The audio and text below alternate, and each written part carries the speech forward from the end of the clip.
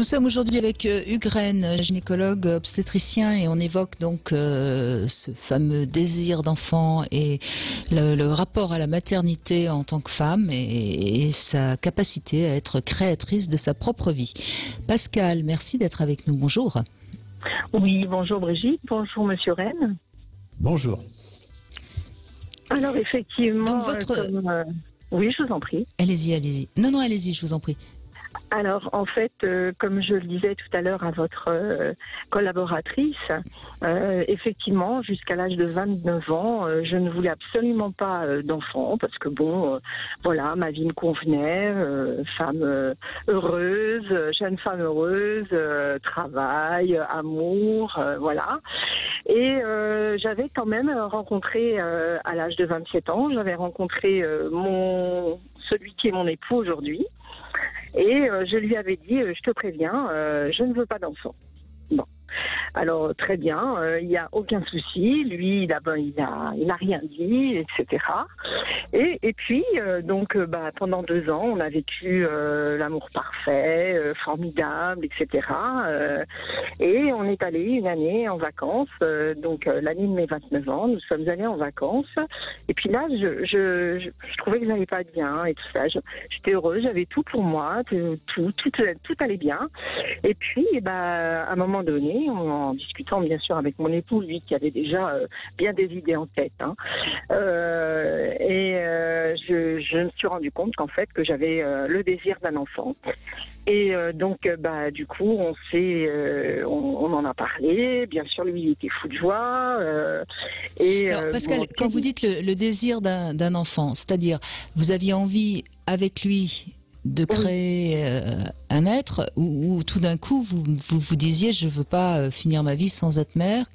Qu'est-ce que vous diriez derrière ce mot? J'ai découvert que j'avais un désir d'enfant.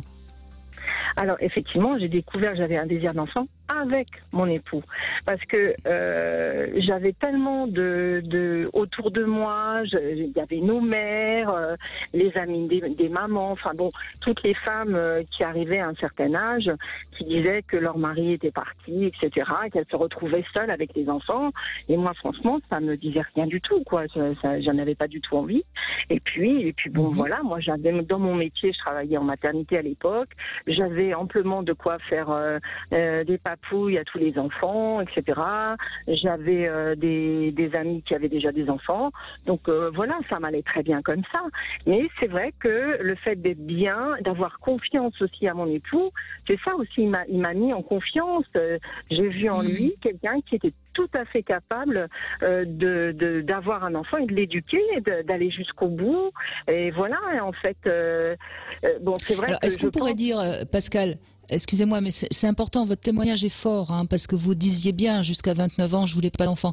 Est-ce que ce non-désir d'enfant venait du fait que vous avez vu des tas de femmes qui se sont retrouvées coincées avec des enfants sans être aidées ? En partie oui, mais il n'y a pas que ça. C'est-à-dire que moi je trouve qu'il faut pas faire un enfant comme ça parce que le moment est venu, quoi. Vous voyez, je pense que c'est pas la bonne. Moi je pense qu'il faut le ressentir au fond de soi-même. C'est ça le plus important. C'est comme un peu l'amour. L'amour, on ne devient pas amoureux comme ça. L'amour il vient bien parce sûr. que ça s'explique pas en fait. C'est comme ça. Ça y est. C'est avec mon mari, voilà, qui est mon mari aujourd'hui. On a eu 4 beaux enfants voilà, j'en suis très heureuse.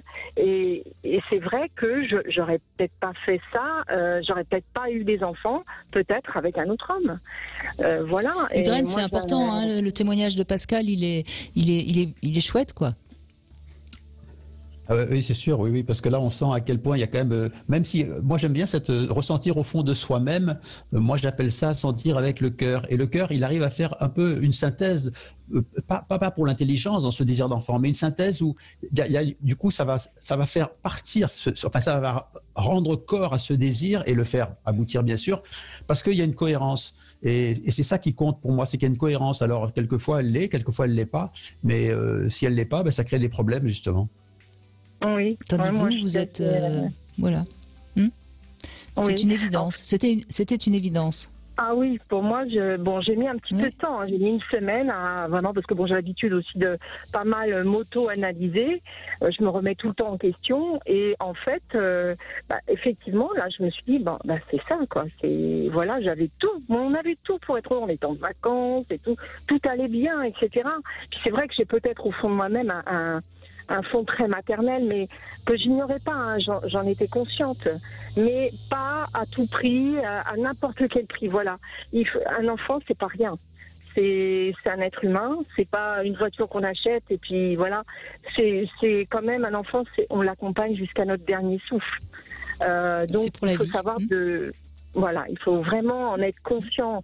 Et moi, travaillant en maternité, voyant des jeunes mamans arriver, des jeunes couples, des fois des familles qui revenaient pour un autre enfant, etc.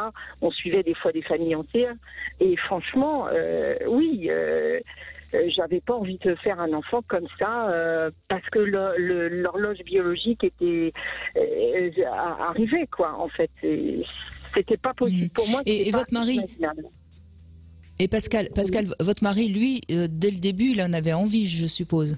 Ah oui, lui, il m'a toujours dit qu'il voulait des enfants. Cause toujours, on verra plus tard. Oui, et puis, vous savez, mon mari, je l'ai choisi ou pas, j'en sais rien, mais enfin bref, moi, je pense que rien n'arrive par hasard. Et en fait, lui, il devait le sentir, ça, en moi. Il sentait mon côté très maternel, etc. Et il s'est dit, je vais la laisser évoluer, prendre son temps, etc. Il m'a toujours laissé une marge de liberté extraordinaire. C'est un homme qui a le sens, il a une intuition incroyable. Et c'est vrai que dans l'éducation, par exemple des enfants, quand par exemple un enfant voulait quelque chose, il me dit tu vois bien que c'est ça qu'il veut et tout. Et c'est vrai que je lui ai énormément confiance parce que on n'est pas mère, on le devient. Enfin, pour moi, je suis devenue mère. Je ne suis pas, j'étais pas une mère née. Vous voyez ce que je veux dire? On devient mère. L'instinct maternel, peut-être qu'on l'a, sûrement tous. Parce qu'on a ce côté animal, sûrement. Mais moi, je suis devenue de plus en plus mère au fur et à mesure que j'avais des enfants. Voyez. Et en plus, on a eu tellement de difficultés à en avoir, tous les deux. À 29 ans, moi, j'ai eu mon premier enfant à 35 ans. Voyez. Donc, je l'ai mérité, hein, on l'a mérité, notre enfant. Oui. Ah oui, on s'est battu. Après, c'est venu plus vite. Les trois autres, c'était plus facile. Le dernier est arrivé sous pilule, quand même. Hein. Ça a fait rire mes patrons. Ça a fait rire mes patrons, c'était des gynécos. Hein, il fallait mettre la matrice en route. C'est ça. Je lui ai dit, t'as mis des flèches. Il y avait une résistance. Il y avait peut-être une petite résistance quand même encore. Oui, j'ai quand même tout fait. J'ai quand même été, j'ai quand même consulté une psychologue parce que je me suis dit, je veux mettre toutes les chances de mon côté. Si vraiment, vraiment, ça ne doit pas arriver, je pense que j'aurais tout fait. Je n'aurais pas regretté.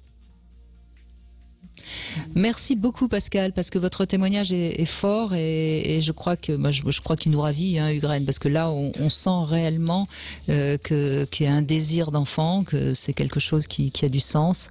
C'est pas juste pour remplir du vide comme malheureusement parfois ça c'est le cas. Merci beaucoup Pascal.